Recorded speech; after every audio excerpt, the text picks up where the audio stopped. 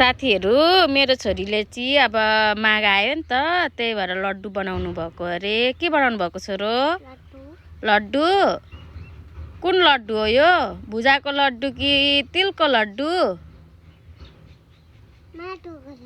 माटोको लड्डु अनि यो माटोको लड्डु चाहिँ कसले खान्छ तिमी खाने हुँदैन डटी नै डटी हो लान फुटाउनु भयो त अनि फेरि बनाउने अब फेरि